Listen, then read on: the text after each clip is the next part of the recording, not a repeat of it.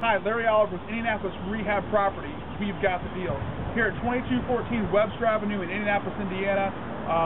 Take a quick look at the area. This is a nice owner-occupied area like we talked about, where most of your owners own their homes. There's a few rental properties in this area.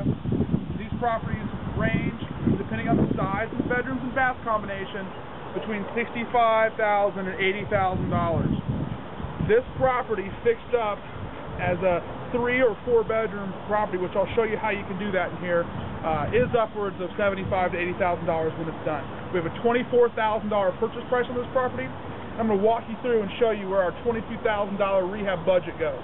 We'll start outside with the roof and gutters. Some of the gutters are salvageable on the back side and the sides. This one is needing to be replaced along with some soffit. The roof, if I were doing the rehab, would go. The siding, unless you hate the color, can stay. It's all in good shape. I've walked this property around several times. All the siding is functional and probably needs to be power washed and sprayed. Most of the windows are unbroken and still function, which is a good thing. Needs a little landscaping here, but it's a nice fenced-in yard. Very good area for a rental property or an investment to flip. You'll hear me talk a lot in these properties about the condition of the drywall and the ceilings. And I pointed out because you can spend a ton of money replacing or repairing drywall that's just been cracked or it's been punched out or whatever. I want to bring attention to this house. 99% of it is crispy clean, literally could probably just be washed and not need painted. I will point out there is a hole in the ceiling there from a small roof leak that has just over time.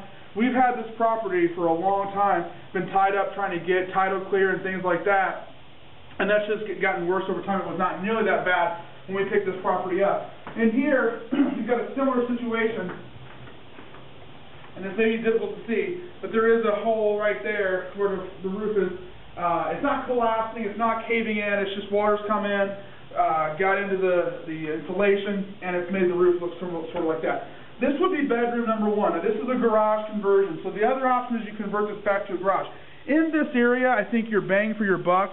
You'd be better off leaving this a bedroom, smoothing that out. You've got a little bit of flooring issues in there, walls are in good shape, ceilings in good shape, except for that small isolated area where the roof is leaking. Come into the kitchen. In the kitchen, big open area. Again, walls are dirty, but not broken, not cracked, not leaking. They're all in good shape. Ceiling as well.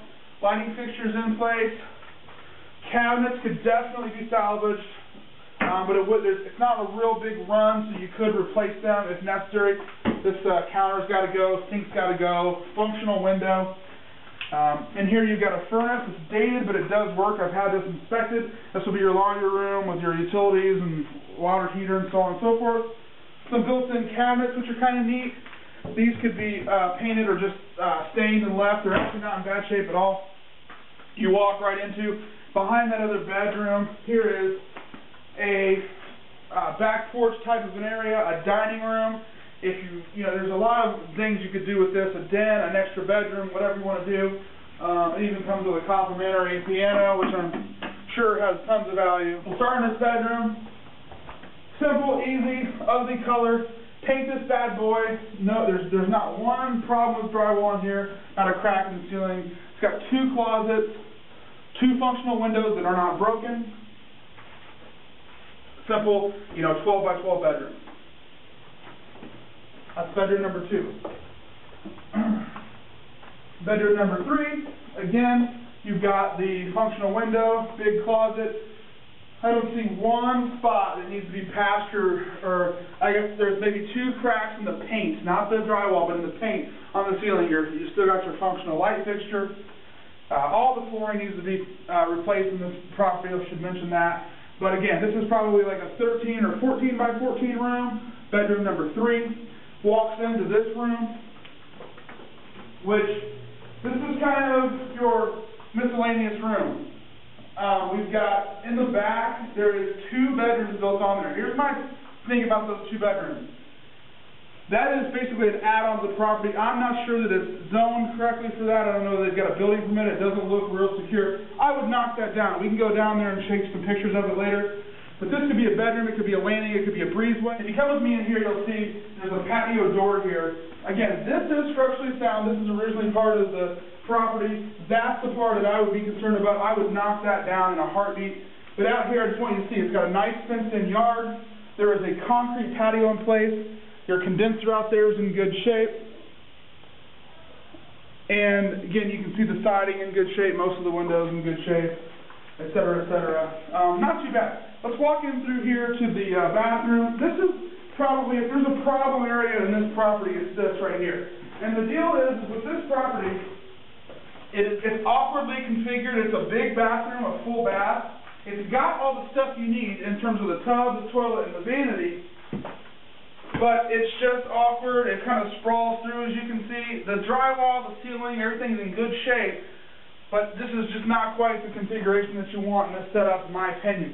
The other thing about this property is there's only one bathroom. So you've got to find a way to add a bathroom. There are several options. That room can be blown back a little bit to that extra room we talked about with the piano. You could add one there.